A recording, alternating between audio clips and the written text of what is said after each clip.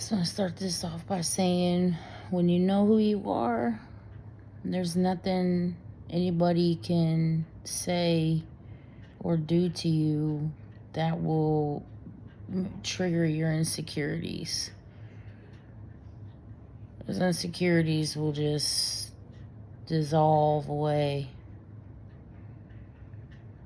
And it's a beautiful thing. I cannot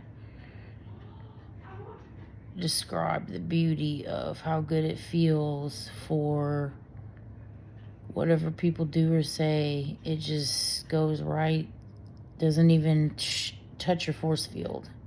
It's just like, oh, okay, you know, I've seen it all and I've heard it all before. So, like, now it's like, it's just repetitive.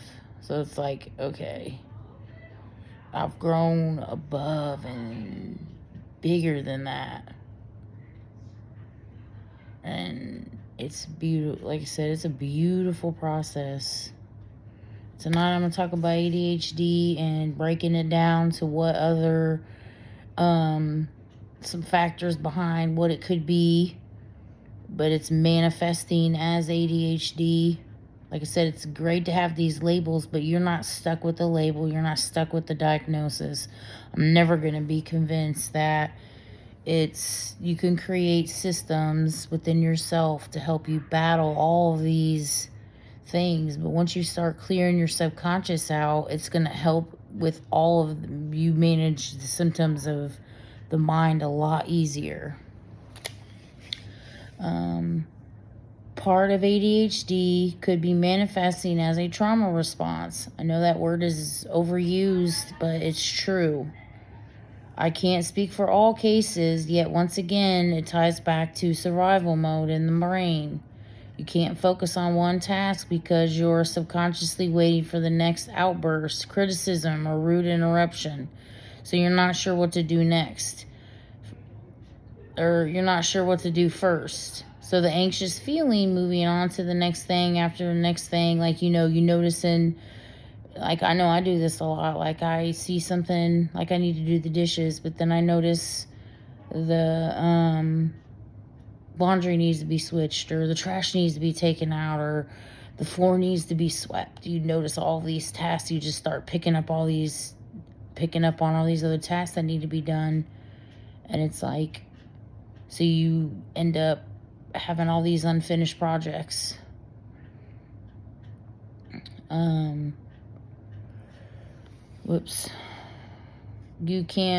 may not be able to focus on one task because you're subconsciously waiting for the next outburst, criticism, or rude interruption. You're not sure what to do first. So the anxious feeling, moving on to the next thing after another, could be a signal of survival mode triggering your hyper awareness.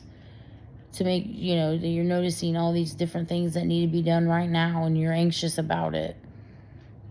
That means you're in survival mode. Your hyper awareness has been triggered. There's being aware and being observant, and then there's being hyper aware and overstimulated and anxious. You must go back paying attention to your memories, because this is part of your wiring of your nervous system. Were your parents emotionally reactive people? How did they handle mistakes? How did they handle your messes you made? It's not blaming them for your life. It's acknowledging the truth of your childhood. Did you grow up in a hostile or eggshell environment? Ask yourself these questions. You can't correct what you fail to confront. We aren't stuck with this label. All you have to do is rewire your entire system with healthy choices becoming a lifestyle. Do forced focus sessions with yourself. Talk to yourself when you feel the nervous system picking up other tasks. Tell yourself, after we take the trash out, then we switch to the laundry. And then tell yourself, that's what I do it out loud. I'll say trash, then laundry, trash, then laundry. Take the trash out, all the way out, and then do the laundry. The more you do it, the more it'll automatically become a habit. You can create a switch off survival mode. Again, it comes to your awareness and knowing The difference in when you feel like, okay, something, you start to do something, pick up the living room, and then you start to feel yourself getting anxious and trying to get everything done, and you're like racing against time, and it's like, okay, what are you racing for? Ask yourself, what are you racing for? If you feel yourself getting anxious, talk to yourself. That's part of the problem. I do all the time, because I'm a verbal processor. I need to figure this out. What's going on? What's really going on? Once fight, flight, or freeze is triggered, it's a whole different world you're in. Added factors: poor nutrition for kids candy, food dye, poor gut health, lack of circulation and proper movement equals extra energy and anxiousness. You need to be stimulating yourself. Try to find time to do like 10 minutes of exercises a day, 5 to 10 minutes a day. It doesn't have to be intense hour-long workouts. You can do 10 minutes and then build up to, you shouldn't be doing hour-long workouts if you're just starting out anyway, because you're going to injure yourself. You're going to be a lot sore and pulling ligaments and all kinds of stuff if you're not taking the time to know, hey, I haven't exercised in however long. I need to start off with 30 seconds. I need to start off with 20 seconds of each exercise. And then for a week.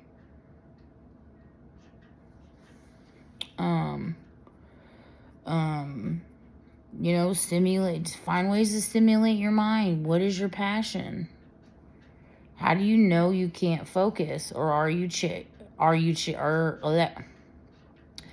do you know you can't focus? How do you know you can't battle this hyperactivity? Are you chasing your passion? Are you finding time to do what you really love? Making an income is one thing, but are you still finding time to do your backup plan?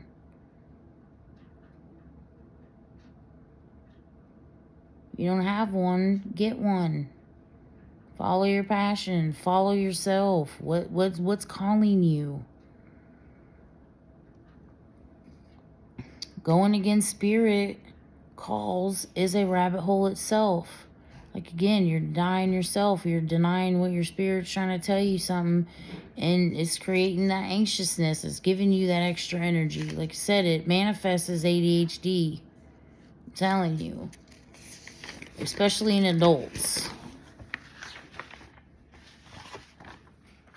I'm not trying to act like I'm some Miss Know-It-all. I'm just saying, like, it's so crazy how everything really is connected. And again, what is causing all of these chemical imbalances in our brain? There are some root causes. Sometimes you can't explain it. Sometimes you will just kind of be on a roller coaster. And you may not know why. If you've exhausted all other possibilities. Just flow with it. If you're sad, just flow with it. If you're, you know what I'm saying? I'm not trying to say you have to, but forcing yourself, like I sat down with myself and I was like forcing myself to do one task at a time. That was what I would do for however long until it was completed. When I'm doing cleaning, I'll do half the cleaning in right now, and then I'll take a break, and then I'll go back 15 minutes later, and I'll finish it, and I'll tell myself in my mind, bathroom, bathroom, bathroom, bathroom. If I can't seem to stay attentive enough to finish my task, I'm like, I get bored and stuff, or, start daydreaming. I do that too, but I'm saying, like, if you find yourself not being able to, just do the mirror in the sink. And then go set a timer and know when that timer's up, you got to go finish your bathroom.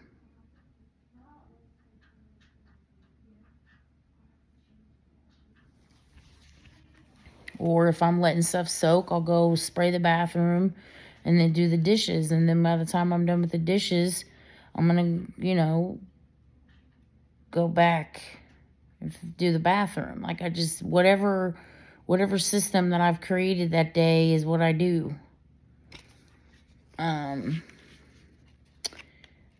ADHD can also be a product of excessive grief in adults.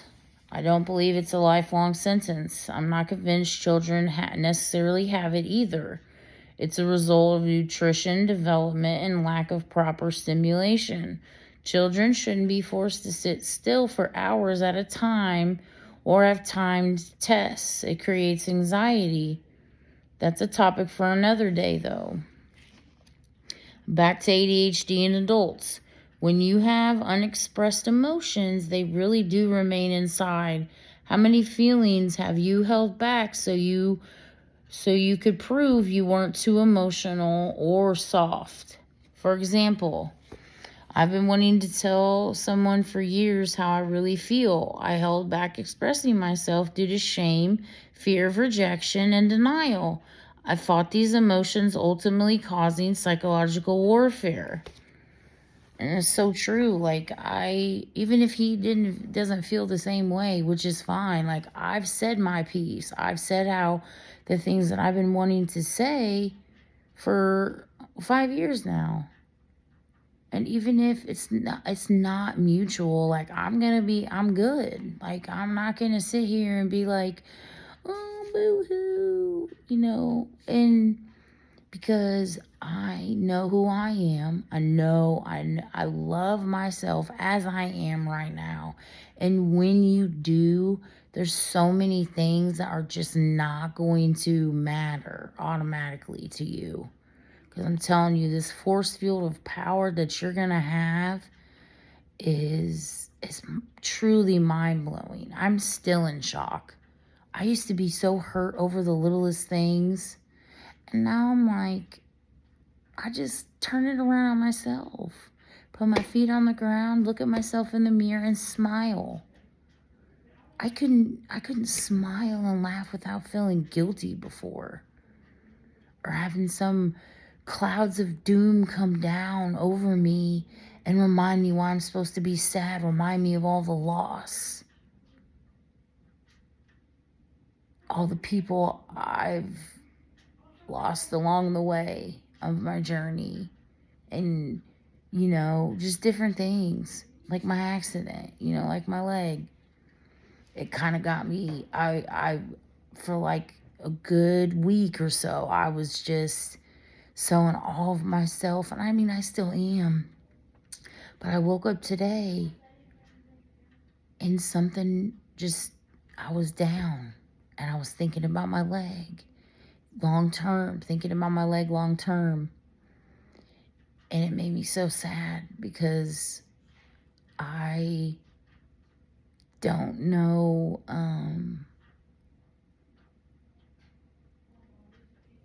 what's going to happen to me in the future. I'm like, I only have a few good years left. I need to get up and go. I need to, my anxiousness kind of started in and I couldn't focus. I couldn't concentrate and all these other things. And I finally decided to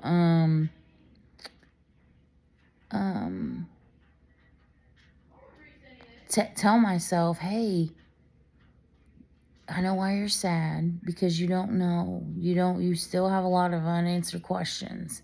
So we're gonna figure this out together. This is what I'm telling myself. Anyway, back to the holding feelings back. Do not hold your feelings back.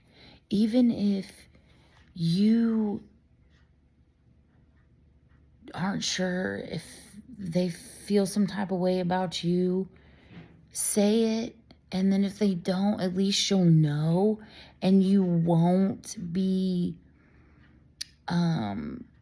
participating in an illusion. You'll know, rejection is part of life. And then I'm telling you, it just creates a whole psychological warfare in yourself when you have feelings or you are, you do become very fond of somebody and you're not telling them the beauty you see in them, or, you know, just different things. Like me, I get sick, really sick, if I'm not able to love somebody how I love. Like if I have to feel like I have to hold back, it makes me sick, and I won't do it. I won't, because this ADHD and the lack of concentration and the daydreams, the fogginess, the forgetfulness, the disorganization, everything the ADHD is gonna just start coming out. And it's going to create the anxiety and the anxiousness. It's all tied into, and then you're going to create regret and grief from all the time you lost in this psychological warfare. And, for me, in general, I want people around me. Oop, I didn't finish that. I didn't finish writing that sentence. I want people around me to know how I feel and to feel good about themselves, that I'm really, really glad I don't have a lot of people around me, but the ones that I do, I'm like, thank you, like, for being who you are. Just different things that to me, I love you. What do you mean? And it's okay if they aren't responsive. I just feel their response. I express beauty in others. If I see something in you that's great, I'm going to tell you. I'm going to let you know, period. And, like I said, when I don't, I become blocked. I start getting a buildup. I have to express these emotions somehow. The energy from holding back, turns sour after so much time just sitting inside of you. And the more you hold back, it'll cause a buildup of emotions, adding to the intensity of impact. Excessive anger and sadness is love that has nowhere to go. If you find yourself not being able to express true feelings, then write them a letter instead. Please put those emotions somewhere else instead of holding them back. It will cause a buildup. It will cause a buildup of malfunctions everywhere. Lack of concentration, urgency, anxiety, and more. There are so many factors to the cause of chemical imbalances. I'm only touching on a few. Like I said, poor gut health, poor nutrition, sugar, excessive sugars, all kinds of stuff. Like, it's crazy. To the cause of chemical imbalances, or the mental illness is a symptom. Where mental illness is a symptom. Dig through yourself so deep, figuring out the root cause. There is one. The brain might be fragile when it comes to the environment you're surrounded by, yet the flip side of that, the mind can regenerate itself to adapt to anything and repairing itself. Be mindful what you feed into it.